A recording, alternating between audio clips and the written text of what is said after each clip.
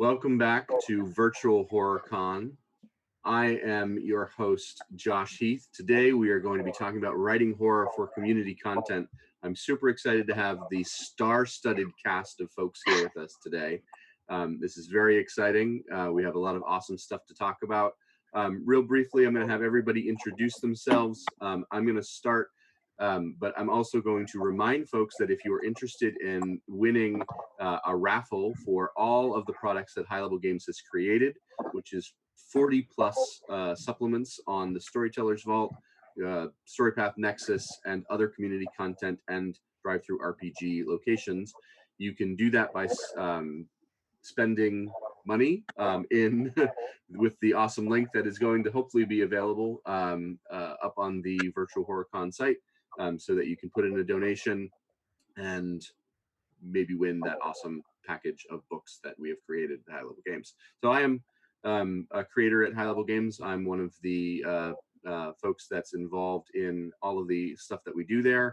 And I've written a whole bunch of stuff for the Storyteller's Vault and lots of other places, like I mentioned. And I'm a huge fan of helping others get started with their community content. So I've created a couple of videos for InDesign and been as helpful as I can be on the Facebooks, helping people get started and all of that. So do we want to start with Klara, and then we'll go from there around the room and introduce ourselves? Well, hello. I am Klara, and I'm also known as the Lady Gamer in some communities, especially the writing community. I am a freelance writer, and I have written quite a few things for Onyx Path Publishing, and I've written for Modifius and a lot of other companies. I've written a lot of V5 books like Vampire the Masquerade, Chicago by Night, and I've written Chicago Folios, and I've written a lot for Fall of London. I've written for Mummy, 2nd edition, Dark Arrows 2, Cold, Divinity Lost, Werewolf the Forsaken, and all sorts of things. I am also going to participate in a very secret project that is V5 related, but I can probably announce soon. So that's very exciting. So that's me. Hello. Sounds very exciting. I want to hear more, but I'm sure we'll get to hear more when it's the right time to hear more. Yes. Awesome. Crystal. Hi, I'm Crystal Mazur. I am also a freelance writer. I've worked on Chicago by Night and Let the Streets Run Red with Klara. I've done Snowhaven with Josh. I've worked on Pip System core book, and I am the lead developer for the Pip System primer, which Chris has written on.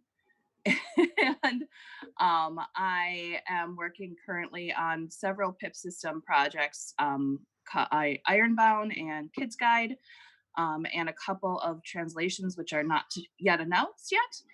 I have worked on Never Going Home for the base book, as well as the Blood in the Snow, which is the Russian Revolution. And yeah, I worked on a whole bunch of community content site projects for Storyteller's Vault, StoryPath Nexus. Hold on, my cat is asking for attention. And Canis Minor, which is the Pugmire world. And Chris. Yeah, so I'm Chris Handley. I co-host Dark Days Radio with Mike, who you've seen on some of the streams. So I also do freelance writing for, as Crystal said, I've done some work on the Pip System. I co-designed and co-wrote Noble Armada 3rd edition, which is a tabletop space combat war game set in the Fading Suns universe, which I believe has got Kickstarter going on right now for the new RPG. And then I currently I'm writing on all 3 Warhammer RPGs for Cubicle 7. So that's Wrath and Glory, Warhammer Fantasy Roleplay 4th edition, and the forthcoming Age of Sigmar RPG called Soulbound. So I've written for some supplements on that and some various bits. And then, of course, I've written stuff for the Storyteller's Vault. So there's a whole host of books there, mainly all for Chronicles of Darkness. And then the other type of writing I do freelance writing for the pop science futurism magazine called Cyber. So I've written numerous articles for that, covering nuclear fusion power to viruses and how they work to design novel materials. So that links up with my day job as a computational chemist. Awesome. And Rachel? Hello, my name's Rachel. Pardon me, it's pretty early where I am. I have primarily written for Storyteller's Vault. I do freelancing, um, but yeah, I've got a couple cool titles up on the Vault. I think Rose City by Night and Kith Book Selfie are the two most popular ones. I'm currently expanding into DM's Guild, but I don't have any titles up yet. Awesome. Well, we've got a deep level of experience here in the room. So if folks have any questions, you can do questions in our chat a couple of different ways. You can spend channel points, or you can write question at the beginning of your question. So if, as we're going through, you have any specific questions, please ask. I want to absolutely engage our community. You're wonderful. So please definitely do that. Let's just start though with kind of this hard question: is what is the struggle? What is the hardest thing that you find getting started writing, either writing on an official project or writing on a community content project? What do you think is the hardest thing for you to do at that start point? So I think Neil Gaiman said it best when he was talking about the mushy middle. Like it's easy to come up with ideas. I've got so many ideas for titles that I'm sure would just be gangbusters on the Storyteller's Vault. And I've started a couple of them, 5-10 pages. I've outlined, and it's for me the most difficult part is getting to the middle part. So it's easy to start, it's easy to finish, and the most difficult part is just doing the work to get it to the finish line. Yeah, definitely. Klara? I think organizing your work can be quite difficult. So when you are a freelance writer, you're obviously often the boss over how you organize your hours, how many hours a day you write, when you write, where you write. And that can be difficult for some people. I found it difficult for myself to be my own boss in that way. I think a lot of people can maybe struggle to organize their time in a good way. And I think it's something you need to learn. It's something I've definitely had to learn. And just make sure that you stay motivated throughout the entire process. As Rachel mentioned, this mushy middle where you feel like, oh my God, I have so many words left and I don't know how I'm gonna get through this. The deadline is in 2 weeks. What am I gonna do? Like a lot of us have daytime jobs, so we have to balance that out, and you have to be able to know how much work you can take on. And I think that comes with experience. Yeah, I mean, for me, if I have a deadline, if I'm working on a freelance job with a deadline, that's really easy for me. But when it's something more self-directed, like community content, like that's what makes it difficult because for me, there's no deadline spurring me on. Does anyone self-impose deadlines as a way of helping through that process? Crystal, go ahead. I've actually had to have an outside force give me a deadline because I feel like if I give myself a deadline, it's easier for me to let myself down. But if somebody else gives me a deadline, even if they have no buy-in in the project whatsoever, just be like, hey, pick a date sometime in May. Okay, that's when I need to have that done. And then I ask them to check in with me on it, like as if they were the developer for this, so that I can get it out on time. Or at least in a manner. Yeah, that's definitely good advice. Chris, back to the original question and maybe that follow-up then. What's your struggle, and then how do you build in those deadlines for yourself? So deadlines is, so I mean, working in software design, we have deadlines and we have project management with many people. So I have to self-impose to make use of my time. I commute like to my job. Well, I used to commute, currently not. like 2 hours a day, 2 hours each way to my job. So there's an hour on the train that I use for writing, and that's in some respects quite good because it means you're very focused on that one area. And even just doing bullet points, any form of writing which allows you to structure, it doesn't have to be flowing prose, but as long as you can give yourself a framework from which to build around, I think is quite important. So I think the idea that you can write, that some people have, that you write from start to end and it's just this linear thing, is complete nonsense. That's not how it works. I really do build up parts, leave them littered around from start to end, and then filling the gaps as I go to create a whole product. And then I think the other struggle sometimes, I think especially for Storyteller's Vault, where there is so much content for certain game lines, is you may think your idea is not original enough because someone else has done it. But again, going back to something when I was at a talk by Neil Gaiman, I asked him a question about Neverwhere because I'd read it after I'd come up with my Manchester setting for Mage, The Awakening, and this was years ago now. This is like well before Storyteller's Vault, and yet there were certain commonalities, and they said you should never worry about that. It's because there's no original idea. What matters is the execution. If your execution of an idea of a product, even if the core elements may look similar to someone else's work, if yours is better looking, it reads better finish to it, then that is what will sell, and people not worry too much, as long as you're not lifting wholesale and plagiarizing stuff. And I know all about plagiarism from students at university, so as long as you're not doing that, you're fine. Yeah. I can agree with the plagiarism thing. You definitely don't want to do that. I have to tell my students that on a regular basis. It's surprising how often you have to remind people, please don't take someone else's words and claim that they are your own.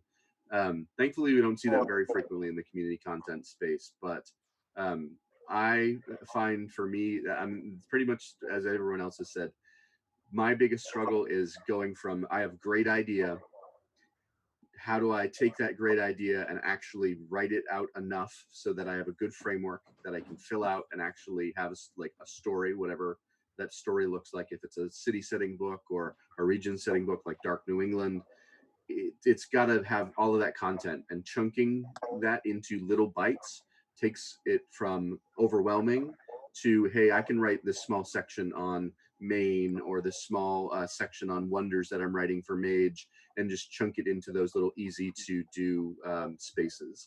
And I think that's good advice for anyone. If you're looking to get started writing, write small. Terry Pratchett wrote only 200 words a day at one point. That is okay. If you can get 200 words down on the page, get 200 words down on the page and get started. My next question is generally kind of, what is everyone's happy point within a book development process? What's the thing that you're always super excited to do, that when you get to it, you're like, yeah, I got to this part of whatever it is in my process? So let's start with Releasing it, because then I'm done. that is absolutely a good happy time.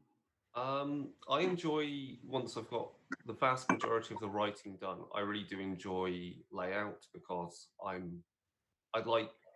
think it partly comes from also doing quite arty things like painting toy soldiers and also doing certain things for Dark Days Radio with like the Instagram stuff we do to promote episodes. So doing layout is, I think, in its own right, is an element of releasing Storyteller Vault content and community content, because you can have well-written material, but if the layout is junk, or you've got a really busy background which makes it impossible to read, then no one's going to want to actually bother reading your product. They'll buy it and never pick it up. And there are professional books out there that have exactly that problem. So if you can make your book easy to read, visually talking easy to read, not talking about the prose, then I think that's a good thing. So I like doing layout. Yeah. Klara or Crystal?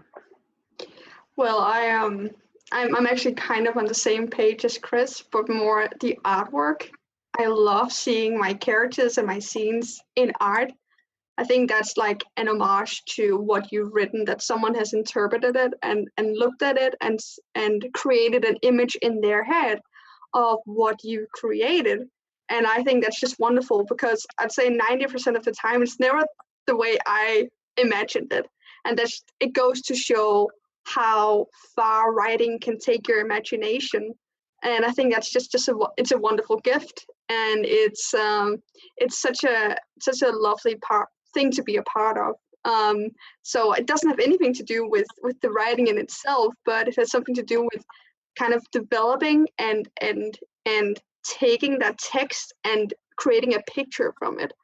And so it's essentially taking an art form and creating a new art form. And I love that. I think that's amazing. So that's my favorite thing.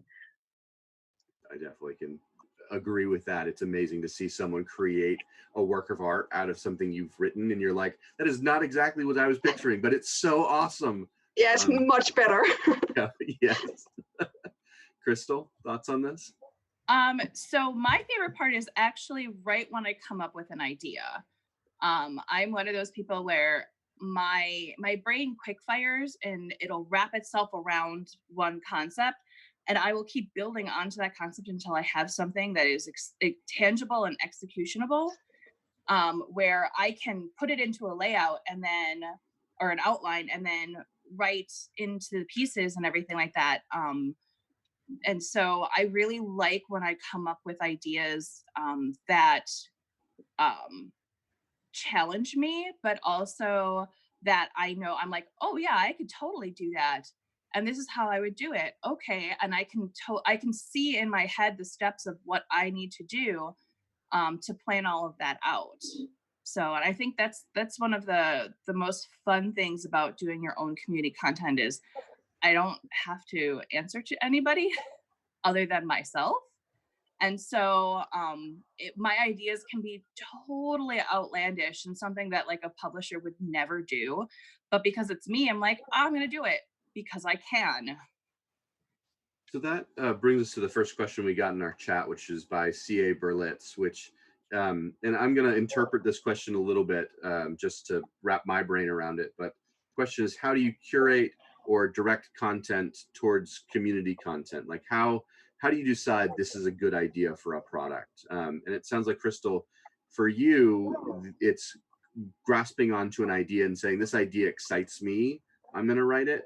But I'm wondering if there's anything else that you're like, this is either a project that's going to sell or an idea that people are going to be interested in. What sort of ways do you determine that? So I think one of the things that sells very well is very out there ideas where you take a concept and that somebody would never do, like or that would never actually get published by one of the big publishing houses. Like DM's Guild had the opera singer specialty class for bards, and like that went like gangbusters.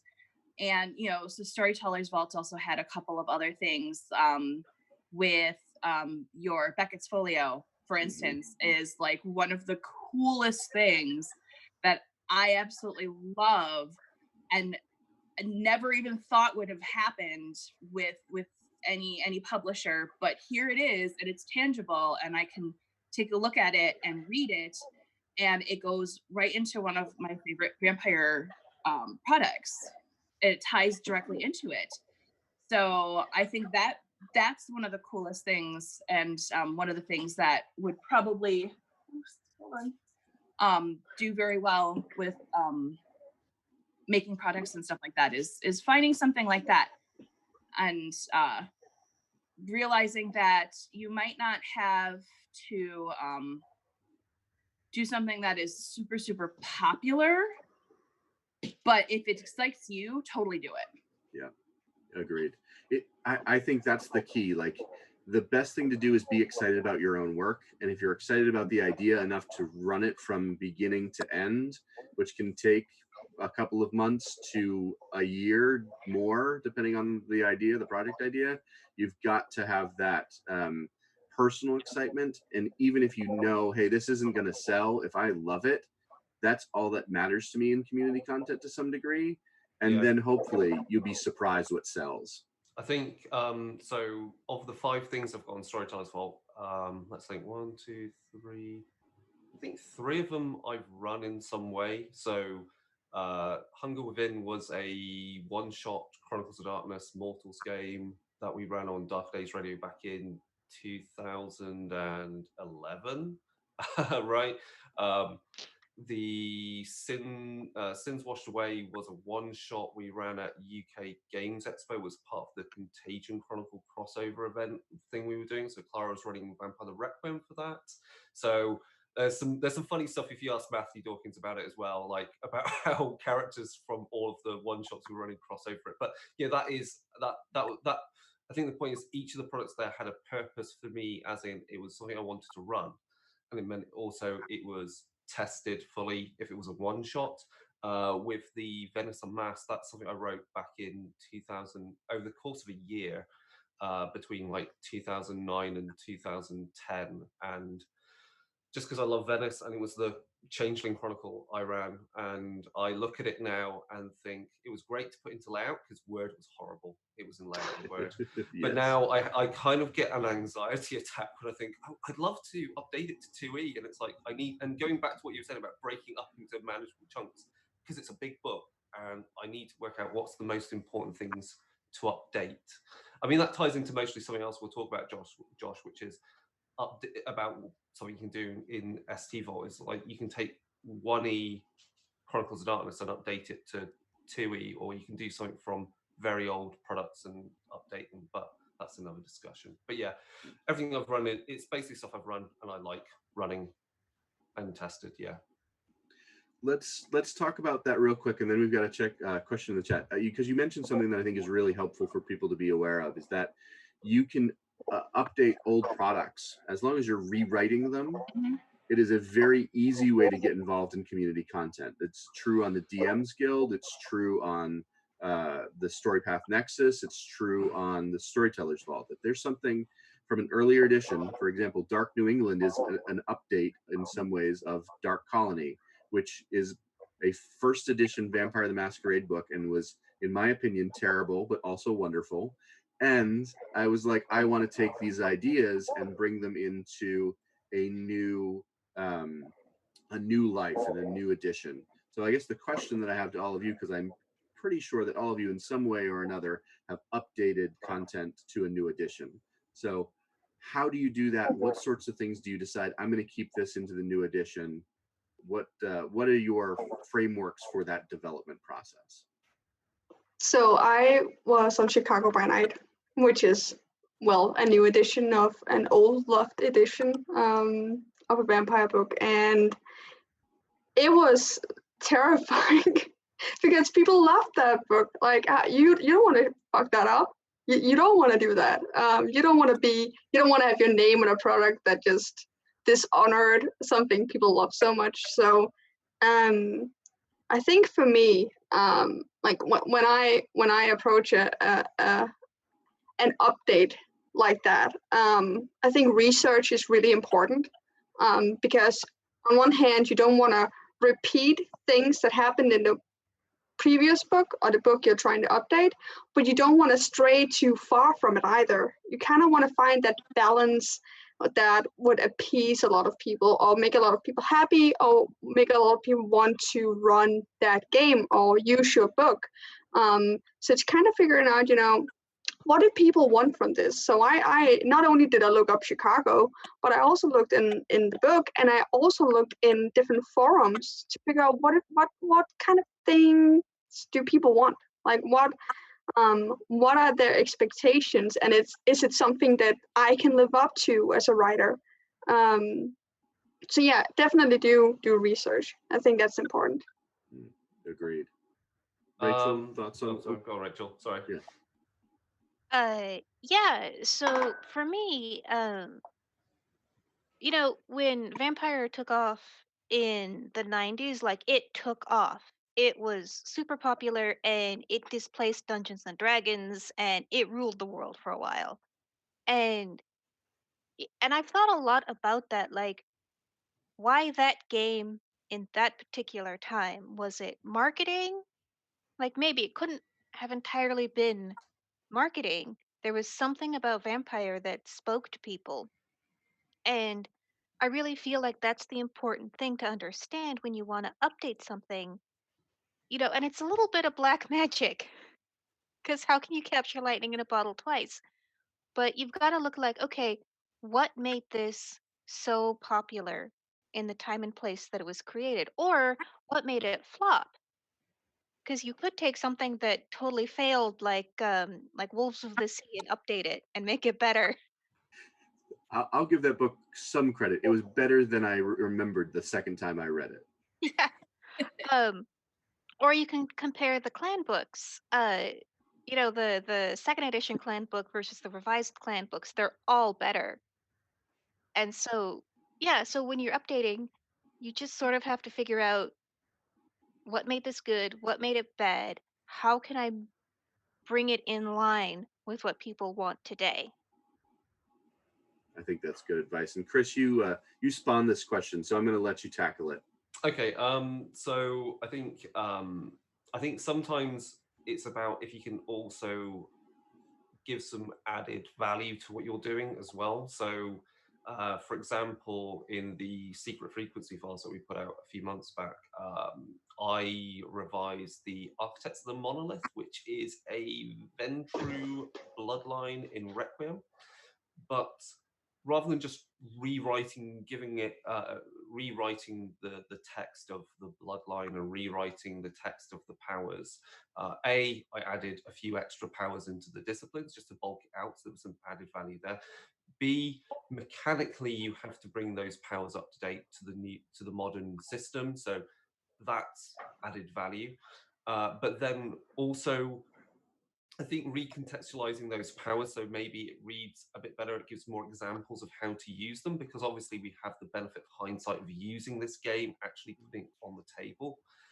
And then the other thing is, I didn't think there was any value of going through and rewriting wholesale the entire bloodline history. If you want to learn that, just buy the original product, right?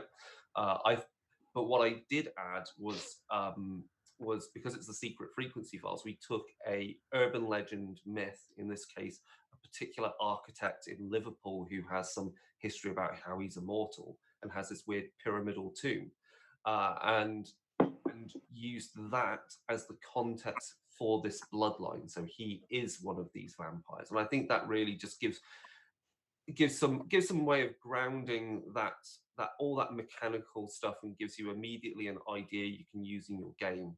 So I think that works quite well. And then something which I can't quite say too much about because it's right now in writing, work in progress, but again, like I think quite terrifying at times is either for Warhammer Fantasy Roleplay is taking some very old content from like first edition Warhammer and second edition Warhammer and updating that to fit into the modern setting. Again, trying to find what can you make interesting about that and different to what's already in the rule system and in the gameplay, while still retaining what made it kind of fun from the original. And then a different thing entirely. And again, this goes back to trying to add utility and there's always something useful out of every sentence that you can write. Was for the upcoming revised edition of Wrath and Glory. So there is a 1.0 edition that came out 2017, 2018, and I've written on that entirely.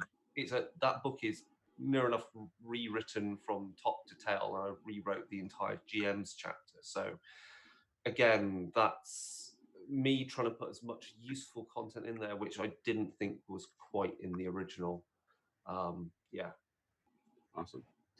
Crystal, what thoughts do you have on updating and taking old content and reimagining it? So when I worked on Chicago by Night, we did just that. I wrote most of the history section for the Kindred of Chicago, and I presented the old information in a new way. So instead of having narrative, which was what the old books were written as, where read huge blocks of text and paragraph. I took those stories that were happening and put them in a new way. So I either gave like a newspaper twist on something, or a recorded conversation happening between two characters that someone might overhear. Stuff that you can use as a storyteller to kind of give a sort of fading scene for your players to hear or witness or experience, and use that information for whatever you're working on as far as plot-wise goes. So I think if you're going to update your own material, you definitely have to present it in a new way, or at least a different like twist, so a different perspective, or maybe adding some stuff that you didn't have before that kind of fills out things for the storyteller to use. So the storyteller knows what's going on, but the players might not. Maybe adding artifacts into it where they get a letter or a scene, a map that they can see, and there's clues in the picture for what's going on in the plot.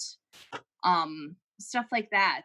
And looking back on your own writing and reflecting on yourself, and saying, ask yourself, okay, what parts did I like? What parts didn't I like? What parts were problematic?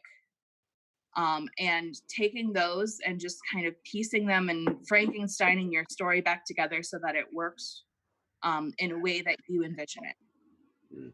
I think that's all really good advice. And it kind of segues into this question that Ebenrook asks in the chat, which they mentioned that they've been having trouble with the day job and quarantine and everything going on, and they're feeling exhausted at the end of the day when they get to write. And I think we all feel this. I think some of us feel this stronger than others due to the work that we do. And I have to, their question is, do you have any advice or tips of working through that feeling and that exhaustion and still getting to write? Klara, I'm going to have you lead off on this. I know you probably have some thoughts.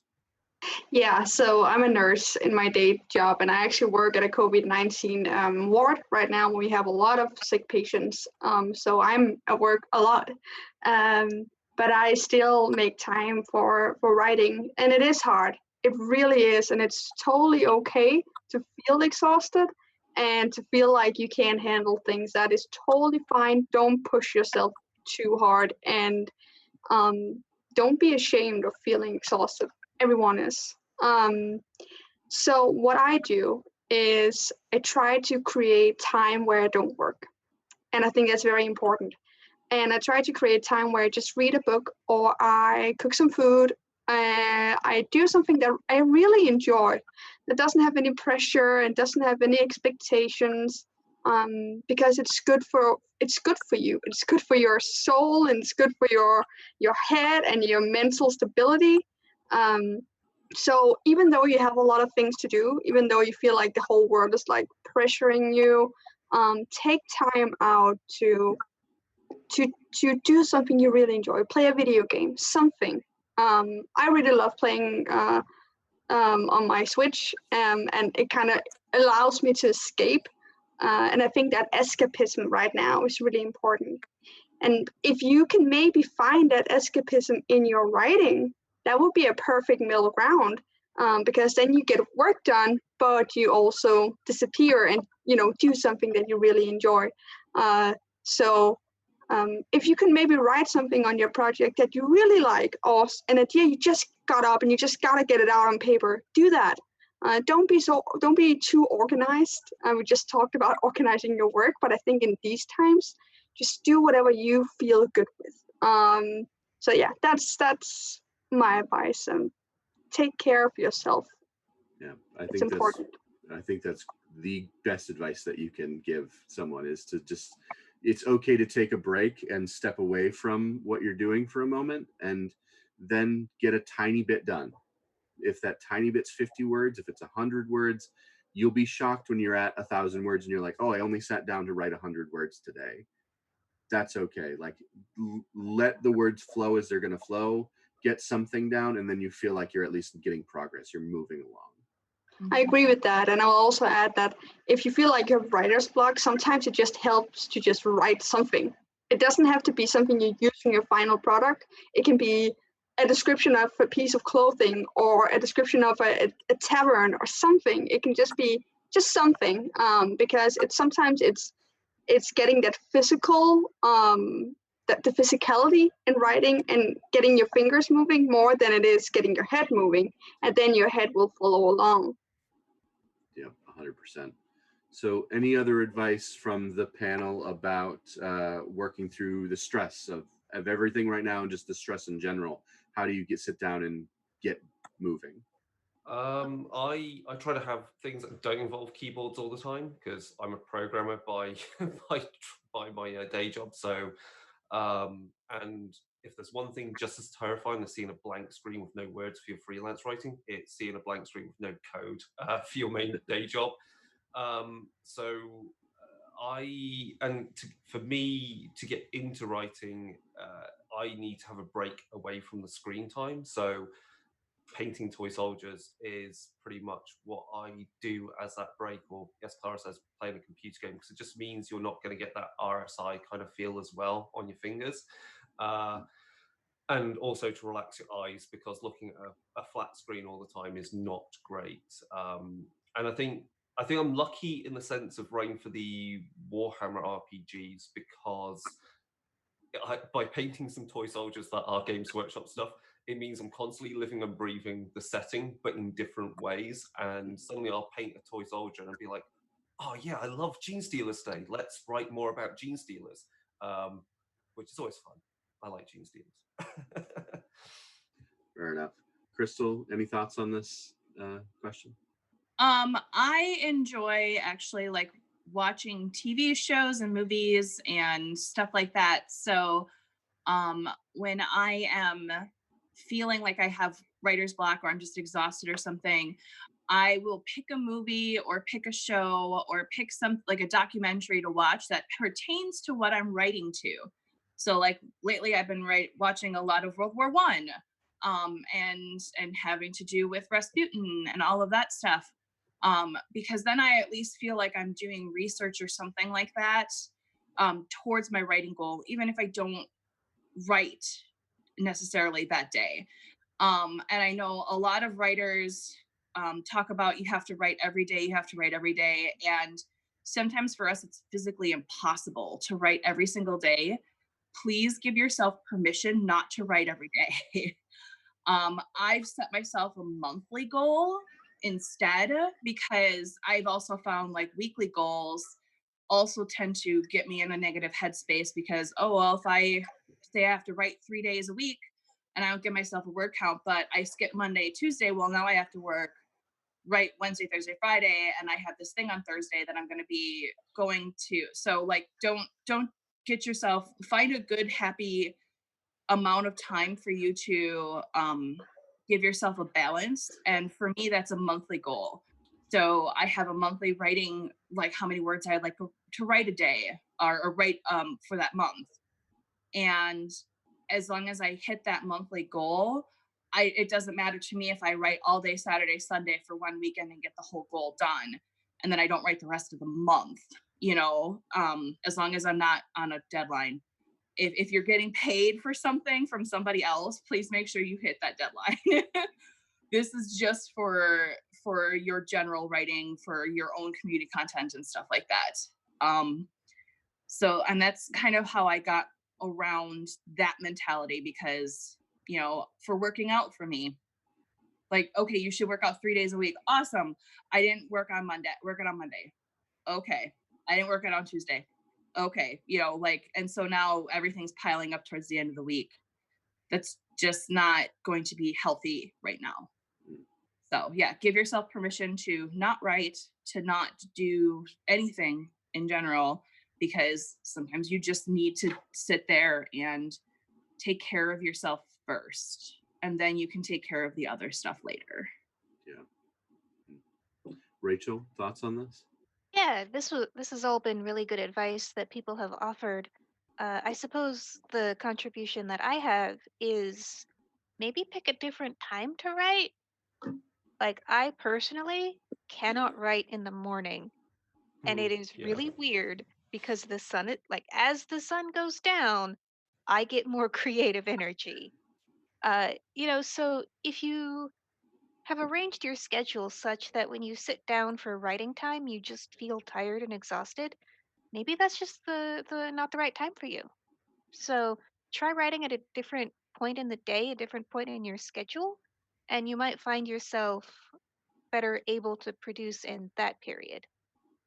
Yeah, I think that's really good advice. I tell my students on a regular basis that when they're working on their coursework, find 15 minutes, 20 minutes every day that works for you to set aside, and it can be any time during the day. It can Yeah. be in the morning, it can be like on your lunch break, it can be at the end of the day. Whenever you feel the most creative, that's the time you should write. And it might mean that sometimes you're up late at night and you're not getting as much sleep as you'd like to have. And I'm not telling you to not do that. You need sleep. But if you're feeling creative, use that creative energy for a certain length of time, and see if that helps you overall. There's a balance of all of this that you've got to have, and there's no perfect answer. There's no silver bullet for everybody, which is my main takeaway from all of the advice we've given, is that if there's going to be something that's going to work a little bit differently for everybody, and just be willing to experiment and find the thing that works best for you. Something that will work for everyone is getting sleep, eating healthy, dinners. No, get sleep, get your sleep. I'm serious. Like it's detrimental to everything in your life right now, and especially your immune system. If you want to avoid this virus that's going on right now, set yourself up with the best you can be. So get your sleep, eat healthy, eat varied, and that's it. Stay inside. Thank you for that absolutely helpful health advice. Sorry. No, totally appropriate. Community content. We've got another question from I think it's Marcosius at Gehenna Gaming. Ginsburg said to kill your darlings. So how do you make sure you're ensuring quality writing by using the delete button? So how do we self-edit to make sure that we're not wasting word count or wasting time on something that really isn't what it should be? It's not the best quality product it could be. So I actually have a lot of thoughts on this. I think people get the phrase kill your darlings. I think that they apply it in the wrong way, where they take it as sort of like, oh, if you really, really like something, maybe you should just get rid of it. And I more think of kill your darlings as you come up with this really good idea or this really brilliant turn of phrase, and you're really in love with it, and you just get to a point where it doesn't work with the rest of what you're doing, and you have to sort of delete that. And there's no real good advice that I have on when should you get rid of something and when shouldn't you. But I suppose it's you got to look at your work as a whole, and it is more than one line or one scene or one stat block. And you have to use the delete button knowing that as much as you really love what you've done, you've got to get rid of it.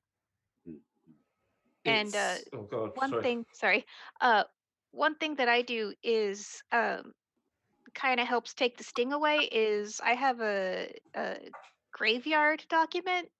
It's my darling graveyard where, all right, I'm not going to delete it. I'm just going to put it over here. So if it does come up that I miss it and I want to put it back, I can. I usually don't. I almost never do. But it is, I guess, a security blanket. Yeah, Chris, you had a thought here. Yeah, I think you have to, destroying your work can be quite a productive thing, and it's quite scary. And I think it's scary in both freelance writing and my day job, because you can get protective the fact you've done something, but knowing that by removing it, you could potentially represent it in a more compact, more or just a better way is daunting. It is daunting, especially when you've put in so much effort into making that original piece of work in the first place. Sometimes destruction comes about in very unexpected ways, like when you don't back up your saved software. I've had entire lines of code disappear, and I kicked myself for it. But then when you rewrite it, it just works better. It's also, I think especially if you're designing, I think if we're talking about storyteller content and designing like one shots and scenarios, you want to fail fast as well. So I think the way you have to write your scenarios, you really, before you get into using the flowing text and floweriness of what you want to write, if the scene structure isn't working to tell an exciting, evocative story, if you can't get from A to B, you need to realize that quite quickly, or else you're going to just be trying to pad out scenes that don't link up at all to make what you wanted. So I think Sins Washed Away had a bit of difficulty with that, and I think Crystal, we had a back and forth on that, and then suddenly it clicked and it flowed a lot better. I think that's because we were trying to do something. I was trying to do something quite different with the final half of the story, but then it worked in the end. But that requires removing bits and just deleting sections. Crystal, thoughts on the question of self-editing and kind of paring things down? Ooh, so I self-edit, and you honestly shouldn't. You should definitely pay an editor, first of all, and you can always negotiate for a percentage off of your storyteller or your community content. So you can hire an editor, go to the community content, Facebook or Discords or anything like that, and reach out to people. Or you can reach out to me. I have a lot of editors who are looking for work right now. And they will happily take a percentage of sales for editing stuff. But if you are going to self-edit, make sure that you read your stuff out loud. Because once you read it out loud and you're like, what in the world was I trying to say? If you have to put emphasis on different words to make the sentence make sense, it's not going to make sense for everybody. So make sure that you're reading your stuff out loud so that when you do put it out there, it can reach the largest audience possible and be accessible for them. And as far as the killing your darlings thing, I definitely have a graveyard document that I throw stuff in. And I'm going to take this from a different perspective, which is writing character death, because this has to do with horror.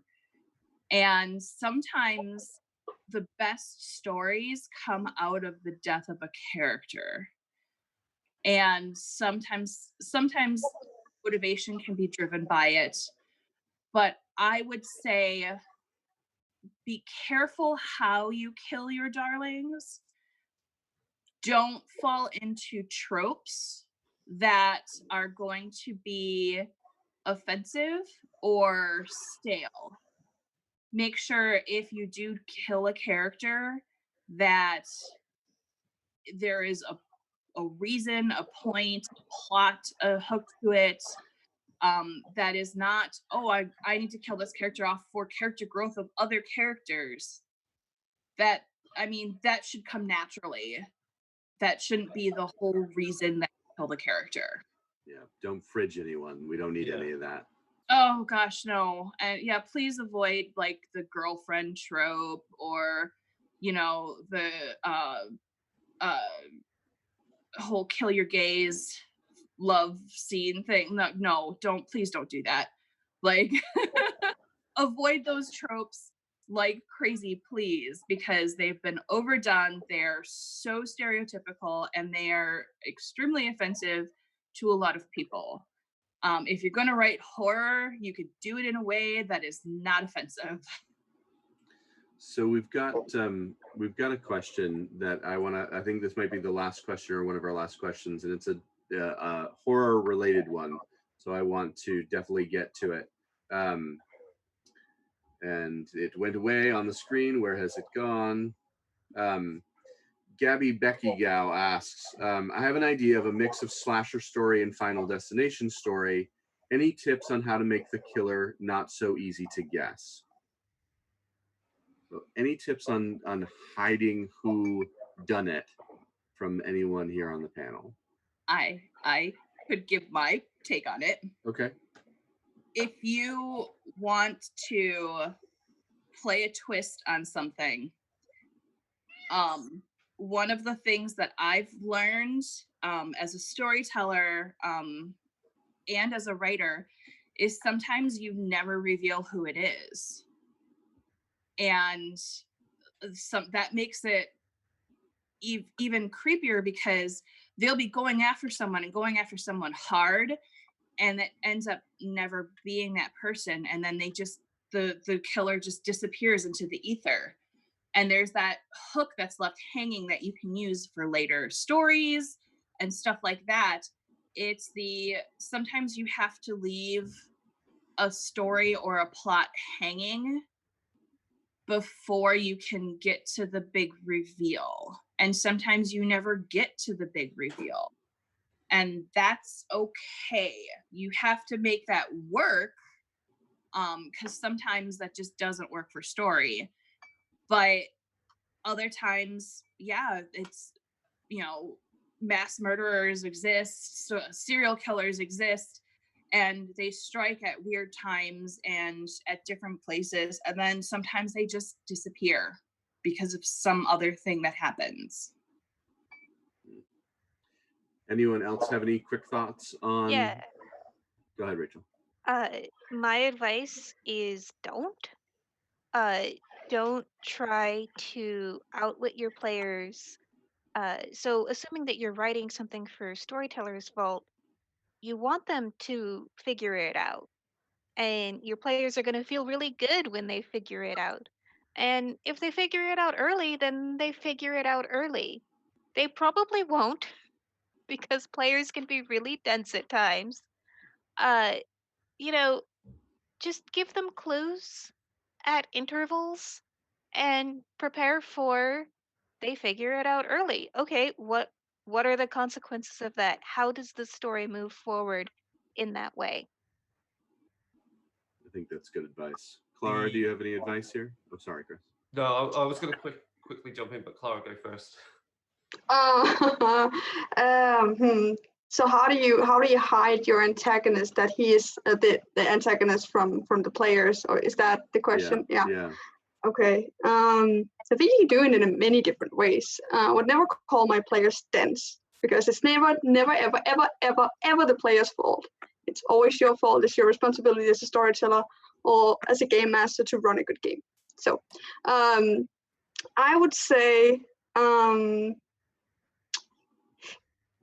think it's a good idea to actually leave even the storyteller in the dark when it comes to who the killer is or who the bad guy is, because then the storyteller can interpret it in the way that she wants to, or the players can interpret it in the way they want to. So if you leave it open-ended, that's actually quite interesting, but I think it's difficult to pull off. I think it really needs to make sense. It needs to be transparent for the storyteller that there is no specific antagonist, or maybe it's more antagonist, or maybe the antagonist depends on what your ethical perspective is on something. So maybe if some of you have watched Tiger King on Netflix, you have like these 4 people and they're all assholes, but some of them might be more of an asshole than others depending on what your view on life is. So I think that's quite an interesting perspective that Crystal brought up, actually. Awesome. And Chris, you had something that you wanted to toss in? Yeah, I think the thing is that I think the reason why, if we go back to the classic of serial killers and murderers in that way exist and we're always shocked, is how mundane they are. And that means that the clues that you present should point to multiple characters in your cast in that story. And that naturally happens. You know, the police will have multiple suspects that all fit this profile. That's what they do. They do profiling. So in much the same way, I mean, that's why you get, I mean, in some respects, it's why it's the classic you watch the Hannibal TV series when they might have one or two people that fit that, and they slowly, you know, try and figure out what makes this person unique. Now, going back to what Rachel was saying about clues is, don't ever stop your players getting clues just because they don't roll correctly. What the role is, where they roll the dice, it should be about the quality of the clue they're getting, so that they will get to the end of the story, the mystery maybe, but it's the quality of the ending they're getting there. Like, we all want to get to the end of Resident Evil 2, but what score do we get? So think in that terms. You know, do they get there in time to save the next victim, or do they get there too late but they still catch the killer? These things to consider. So that way you're never penalizing them. They do get an end. It's just how good. And if they get there quicker, well played, you know. Then you're really into some exciting gameplay where they start, rather than being reactionary, they're actually in the process of being able to trap the killer in an elaborate plot. Yeah. I think that's all really good advice, everyone. And I think we've had some really good conversations here. And there have been a couple of other questions in the chat that I don't think we're going to get to dive into super deeply. There is one question about layout and how important it is and how do you handle it. Chris mentioned this earlier. Layout is my favorite part of this process because it means I'm done with the writing and I can just do the mechanical work of getting something done. And it's amazing how quickly it flows once I start doing it, because then I know, hey, do this page, do one page, do the second page. And by the time I'm done, I'm like, I've done 30 pages in 2 hours and I was not intending to do that. It's amazing how quickly it can flow. And find someone that loves doing layout and work with them as a percentage if you don't know anything about it. And other advice that I would give is just try it in Word. Word is terrible to do layout in, but at least try it and see if you can figure it out. You can also get some cheaper software than Adobe. You can get there's Affinity, and then there's another one called Zara. So James, who co-hosts with me and Crystal on Dark Days Radio, he's used that for his DM's Guild stuff. So, you know, there are alternatives before you take the deep dive into Adobe, which is full bells and whistles. Yeah. Go ahead. Screebus as well is free, and there is a learning curve, but it's so much better than Word. I do not like layout. It is one of my least favorite things about the whole process. I am not good at it. It's not my wheelhouse. And so all of my stuff on community content sites is all self-laid out, and people call me out on it, and I'm like, that's what I have. I'm sorry, you know. But yeah, Screebus is a lot better than Word. Word makes me want to scream into a void when it comes to layout. But it is, if you don't have anything else, Word is better than nothing. Yep, 100%. So we are at the end of our time, but hopefully real quick we can tell people where to find us on social media. So let's rapid fire. Klara, where can people find you on social media? You can find me on Twitter under @xladygamerx, and you can find me on Facebook. I have a public Facebook account with my name, Klara and Herbøl, which is a weird Danish name, so good luck finding that. And I have an Instagram, that's Lady Gamer, and just Lady Gamer. It's everywhere. Awesome. Crystal? You can find me at thegeekypanda.com, and that has links to all of my social media. I have Twitter and Instagram, which is @bodyandsoul152, and I do have a public Facebook page, and so you can find me on there. And Chris? So at Darker Days Radio on Instagram, Twitter, Darker Days Radio Facebook, www.darker-days.org for the podcast, and there is a WordPress as well for when we do events and so forth and write reviews of things that don't fit on a podcast, such as Toy Soldiers. There you go. And Rachel? You can find me at Instagram under my name, Rachel E. Judd. You can find me on Twitter at stolen_fire. Awesome. And if you're looking for me, you can find me at High Level Games, highlevelgames.ca. Sorry, we're Canadian. And you can also find us at HLG_corporate on Twitter. Thank you, everyone. This has been an awesome panel. Thank super you. enjoyed it. Yeah, Thank you for watching.